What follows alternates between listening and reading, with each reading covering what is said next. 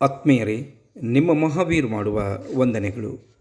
ದಿನಕ್ಕೊಂದು ಕತೆ ಮಾಲಿಕೆಯಲ್ಲಿ ಇಂದು ಗುರುವಿನ ಗುಲಾಮನಾಗುವ ತನಕ ದೊರೆಯದಣ್ಣ ಮುಕುತಿ. ಗುರುವಿನ ಗುಲಾಮನಾದರೆ ಮಾತ್ರ ಮುಕ್ತಿ ದೊರೆಯುತ್ತದೆ ಎಂಬುದು ದಾಸರ ಮಾತಿನರ್ಥವೇ. ಗುಲಾಮನೆಂದರೆ ಯಾರು? ತನ್ನ ಮಾಲೀಕನ ಮಾತು ಅರ್ಥವಾಗಲಿ ಅರ್ಥವಾಗದೇ ಇರಲಿ ಅದನ್ನು ಚಾಚು ತಪ್ಪದೆ ಪಾಲಿಸುತ್ತಾ ತನ್ನ ಉದ್ಧಾರ ಮಾಡಿಕೊಳ್ಳುವವನು ಗುಲಾಮ ಎನಿಸಿಕೊಳ್ಳುತ್ತಾನೆ ಅಲ್ಲವೇ? ಎಲ್ಲ ಧರ್ಮಗಳಲ್ಲೂ ಪಂಥಗಳಲ್ಲೂ ಗುರುವಿನ ಮಾತಿಗೆ ಬಹಳ ಮಹತ್ವ ಕೊಡುತ್ತಾರೆ. ಇಲ್ಲೊಂದು ಕತೆ ಇದೆ.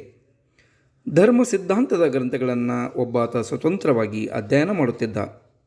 ಆಗಾಗ ಗುರುಗಳ ಬಳಿ ಬಂದು ಸಂಶಯಗಳನ್ನು ಪರಿಹರಿಸಿಕೊಳ್ಳುತ್ತಿದ್ದ.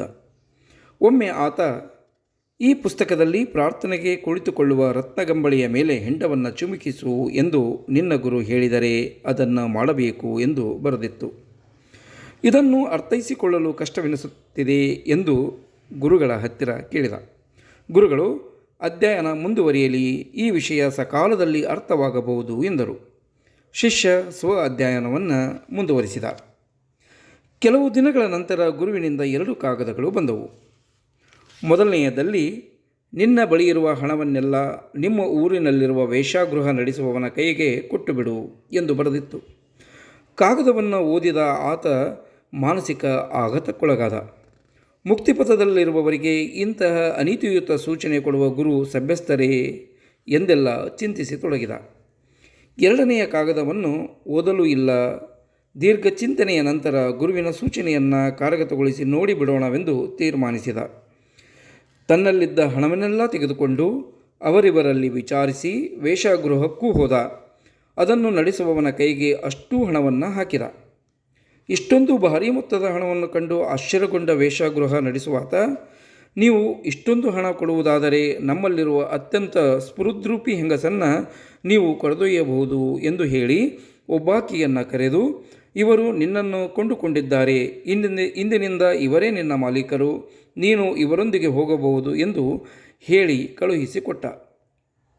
ಆ ಮನೆಯಿಂದ ಇಬ್ಬರು ಹೊರಬಂದ ತಕ್ಷಣ ಆಕೆ ಆತನಿಗೆ ನಮಸ್ಕರಿಸಿ, ನಾನು ಯಾರಿಂದಲೋ ಮೋಸಕ್ಕೊಳಗಾಗಿ ನನ್ನ ಇಚ್ಛೆಗೆ ವಿರುದ್ಧವಾಗಿ ಇಂದಷ್ಟೇ ಈ ಮನೆಗೆ ಬಂದೆ.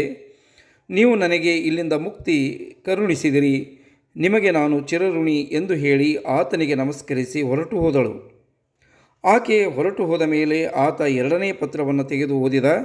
ಅದರಲ್ಲಿ ಹೀಗೆ ಬರೆದಿತ್ತು: ಗುರುವಿನ ಮಾತನ್ನು ಪಾಲಿಸಿದರೆ ಎಲ್ಲರಿಗೂ ಮುಕ್ತಿ ಎಂದಷ್ಟೇ ಬರೆದಿತ್ತು.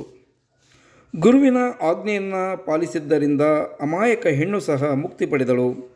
ನಾನು ಪುಣ್ಯ ಕಾರ್ಯವೊಂದನ್ನು ಮಾಡಿದೆ, ಮುಕ್ತಿಪಥದಲ್ಲಿ ಹೆಜ್ಜೆ ಹಾಕುತ್ತಿದ್ದೇನೆ. ನಮ್ಮ ನಂಬಿಕೆಯ ಗುರು ಏನು ಹೇಳಿದರೂ ಅದನ್ನು ಪಾಲಿಸಬೇಕೆಂಬುದರಲ್ಲಿ ಅರ್ಥವಿದೆ ಎಂಬುದನ್ನು ಆತ ಅರ್ಥ ಮಾಡಿಕೊಂಡ. ಮುಕ್ತಿ ಬಯಸುವವರಷ್ಟೇ ಅಲ್ಲ, ವ್ಯಾವಹಾರಿಕ ಕ್ಷೇತ್ರದಲ್ಲೂ ಈ ಮಾತು ನಿಜವಾಗುವುದನ್ನು ನಾವು ಕಾಣುತ್ತೇವೆ. ಒಂದು ಸಣ್ಣ ಉದಾಹರಣೆ. ನಾವು ಒಂದು ವಿದ್ಯುತ್ ಉಪಕರಣವನ್ನು ಕೊಳ್ಳುತ್ತೇವೆ. ಅದನ್ನು ಬಳಸುವುದರ ಬಗ್ಗೆ ಕೊಟ್ಟಿರುವ ಸೂಚನೆಯನ್ನು ಪಾಲಿಸಿದರೆ ಉಪಕರಣವೂ ಚೆನ್ನಾಗಿ ಕೆಲಸ ಮಾಡುತ್ತದೆ, ನಾವು ಸುರಕ್ಷಿತವಾಗಿರುತ್ತೇವೆ. ಬದುಕಿನಲ್ಲೂ ಅಷ್ಟೇ.